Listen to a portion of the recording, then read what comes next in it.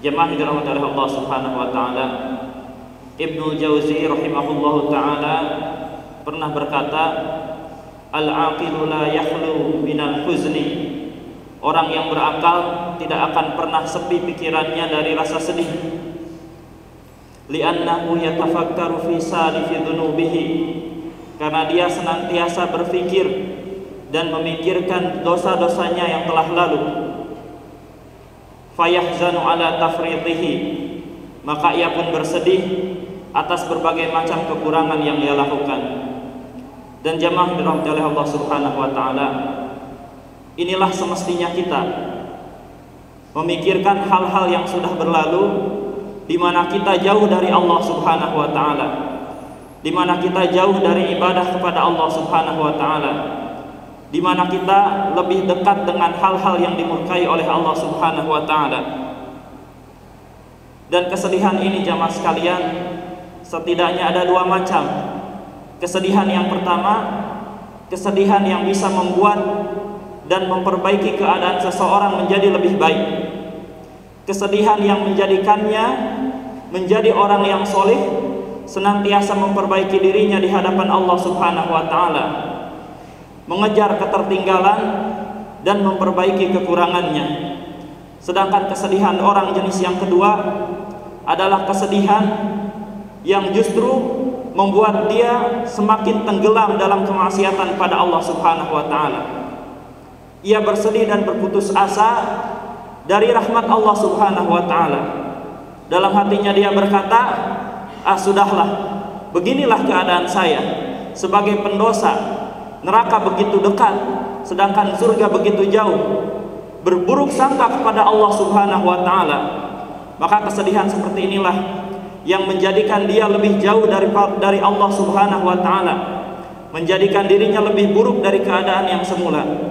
Dan jemaah yang dirahmati oleh Allah Subhanahu wa taala, orang yang cerdas adalah orang yang senantiasa memikirkan masa lalunya yang buruk dan bersedih atas hal itu, lalu kemudian berusaha mengejar ketertinggalan dan memperbaiki dirinya.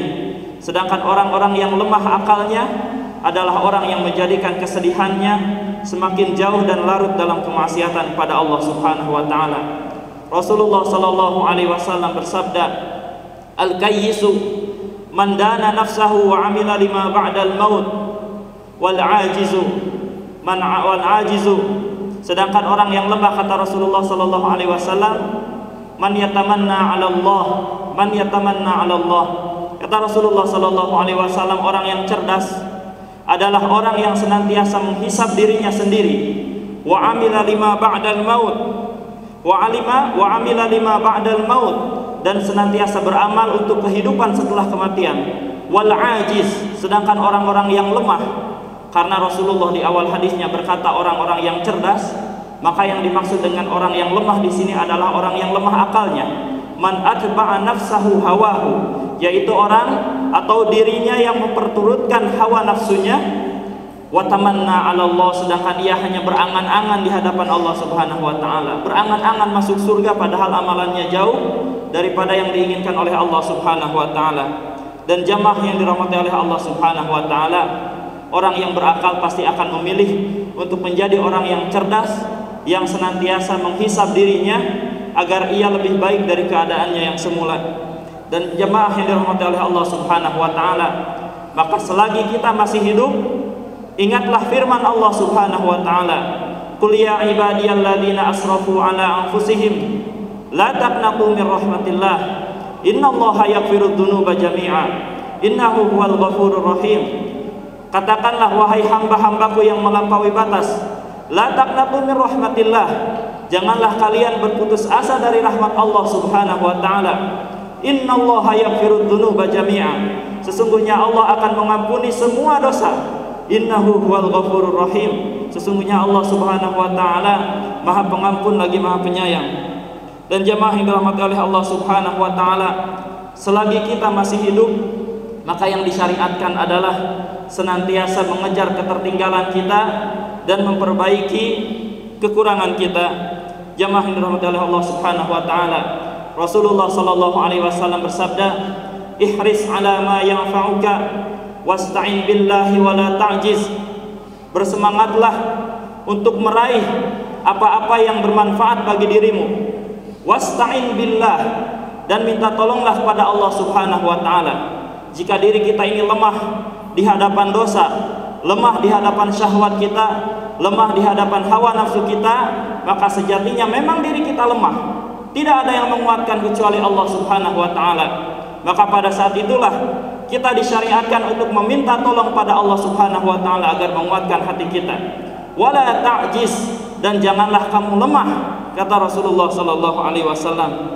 Kemudian jamaah yang dirahmati oleh Allah Subhanahu wa taala, cara untuk memperbaiki hidup kita, memperbaiki kekurangan kita, dan mengejar ketertinggalan kita hanyalah satu, yaitu terus menambah amal soleh kita. Rasulullah sallallahu alaihi wasallam bersabda, "Ittaqillaha haitsuma kunta wa atbi'is sayyi'atal hasanata tamhuha wa khaliqin nasa bi khuluqin hasan."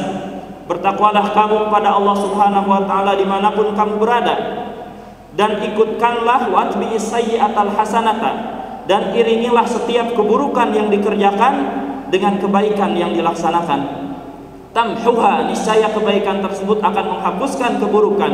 Wa khaliqin nasa bi khuluqin hasan, dan berakhlaklah kepada semua orang dengan akhlak yang baik. Rasulullah dan Allah Subhanahu wa taala dalam ayatnya berfirman, "Innal hasanati yudhibnas sayyi'at." Sesungguhnya kebaikan-kebaikan yang dilakukan akan menghapuskan keburukan-keburukan. Dan jemaah yang dirahmati oleh Allah Subhanahu wa taala, makanya di dalam syariat Islam ada isyarat-isyarat bagaimana kita memperbaiki diri. Ada isyarat-isyarat di mana kita menutupi hal-hal yang kurang. Ada isyarat-isyarat di mana kita harus mengganti titik-titik kekurangan kita pada masa lalu. Berkaitan dengan sholat saja, Rasulullah sallallahu alaihi wasallam bersabda, "Man nama an sholatin aw nasiyaha falyusalliha idza dzakaraha wa la kafarata lahu illa dzalik."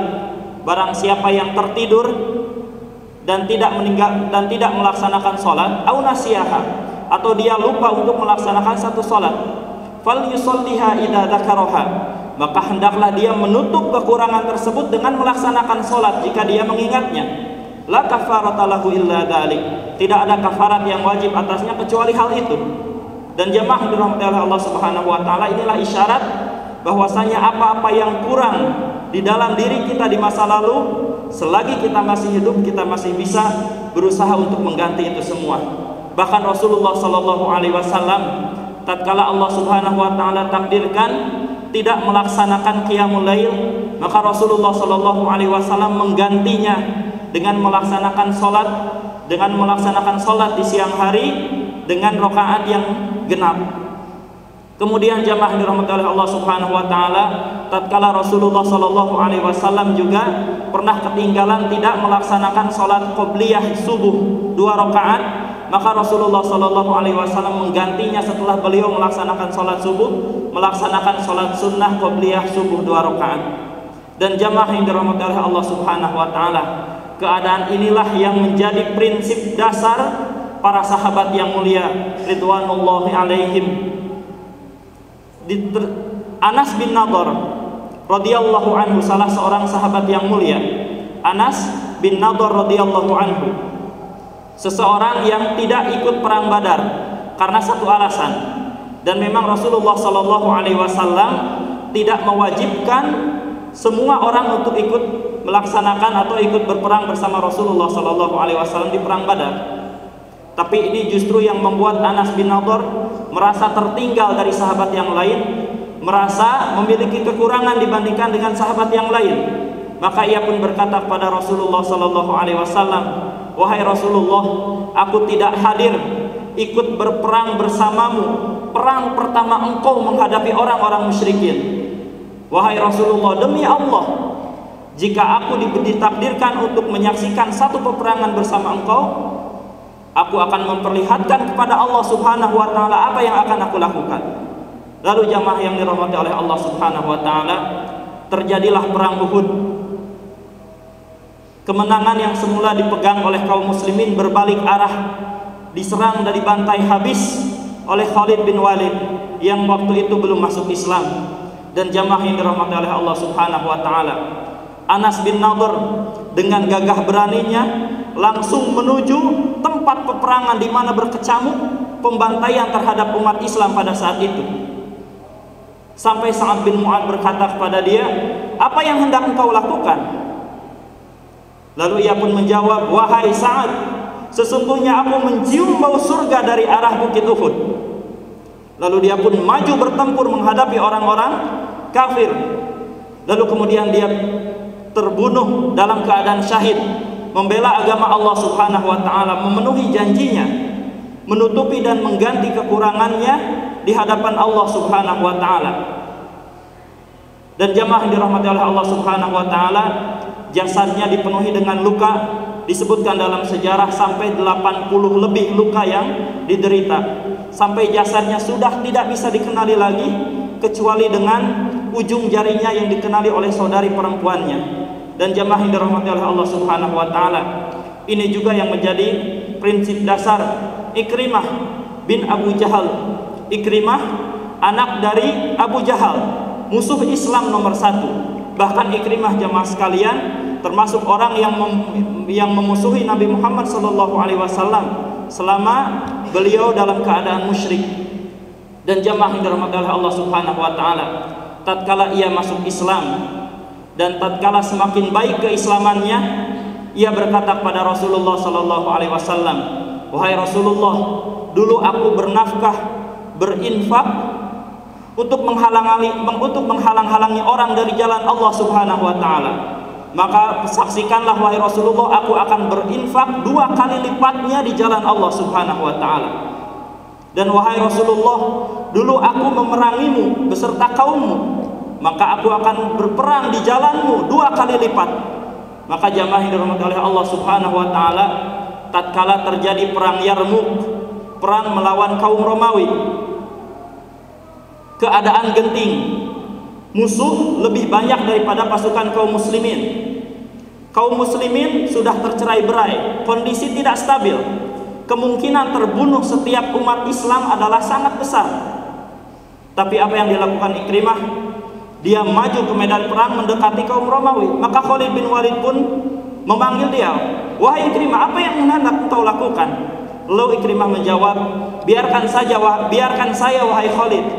Engkau sudah memiliki perang-perang terdahulu bersama Rasulullah SAW, sedangkan aku belum." Lalu kemudian ia menyeru, "Wahai kaum muslimin, siapa di antara kalian yang siap berbaiat untuk mati di jalan Allah Subhanahu wa taala?" Lalu di antara kaum muslimin yang berjumlah ribuan, ada 400 orang yang siap berbaiat di hadapan Ikrimah bin Abu Jahal untuk sama-sama berperang, menegakkan kalimat Allah, mengalahkan musuh-musuh Allah Subhanahu wa taala. Sampai jamaah sekalian terjadilah peperangan, dan pada akhirnya Allah Subhanahu wa taala memenangkan kaum muslimin. Dan jamaah yang dirahmati oleh Allah Subhanahu wa taala, akhir hayat Ikrimah bin Abu Jahal berada di peperangan. Ia tengah sekarat, merintih meminta air kepada sahabatnya, merintih meminta air. Lalu kemudian ada salah seorang sahabat yang hendak memerintah air. Lalu ia mendengar rintihan orang yang kedua di samping beliau. Ikrimah kembali berkata, "Berikan air ini kepada saudaraku, dahulukan saudaraku, karena barangkali dia lebih membutuhkan daripadaku." Lalu kemudian sahabat tersebut membawa air tersebut ke orang yang kedua tersebut. Orang yang kedua merintih, mendengar rintihan orang yang ketiga yang meminta air. Orang yang kedua pun kembali berkata, "Wahai saudaraku, dahulukanlah saudaraku yang merintih ini, barangkali dia lebih membutuhkan air daripadaku." Lalu kemudian diserahkanlah kepada orang yang ketiga yang merintih. Dan orang yang merintih yang ketiga kembali mendengar rintihan Ikrimah bin Abu Jahal. Lalu kemudian ia kembali berkata, "Wahai saudaraku, berikanlah kepada Ikrimah, dahulukanlah Ikrimah, barangkali dia lebih membutuhkan daripadaku." Dan tatkala sahabat tersebut hendak memberi minum Ikrimah bin Abu Jahal, ternyata Ikrimah telah meninggal dunia. Ia datangi orang yang kedua yang merintih, ternyata orang yang kedua pun telah meninggal dunia. Ia datangi orang yang ketiga, ternyata orang yang ketiga pun telah meninggal dunia. Dan inilah jamaah yang dirahmati oleh Allah Subhanahu wa taala, potret sahabat yang menutupi kekurangannya di masa lalu, memperbaiki kekurangannya di masa lalu, dan mengejar ketertinggalan. Jamaah yang dirahmati oleh Allah Subhanahu wa taala, selagi kita masih hidup, masih ada kesempatan untuk menambah amal. Ingat masa lalu kita yang buruk, maka gantilah dengan yang lebih baik. Waktu dulu mungkin kita kurang disiplin dalam melaksanakan sholat berjamaah, maka saatnya sekaranglah kita bisa disiplin menjalankan sholat berjamaah. Dahulu mungkin kita enggan untuk mengeluarkan zakat, maka saat inilah kita dimudahkan oleh Allah Subhanahu wa taala untuk mengeluarkan zakat, ditambah dengan sedekah-sedekah yang lain. Dahulu mungkin kita padahal sudah diberi kemampuan oleh Allah Subhanahu wa taala untuk berhaji, namun enggan berhaji, maka saat inilah hendaknya kita memperbaiki diri kita dengan melaksanakan haji jika dimudahkan oleh Allah Subhanahu wa taala. Dahulu kita belum bisa membaca Al-Qur'an karena lalainya diri kita, maka selagi kita masih hidup, inilah kesempatan bagi kita untuk terus membaca Al-Qur'an sampai akhir hayat kita, menutupi kekurangan kita di masa lalu, mengganti kekurangan kita di masa lalu, mengejar ketertinggalan dan memperbaiki kekurangan kita. Barakallahu fiikum.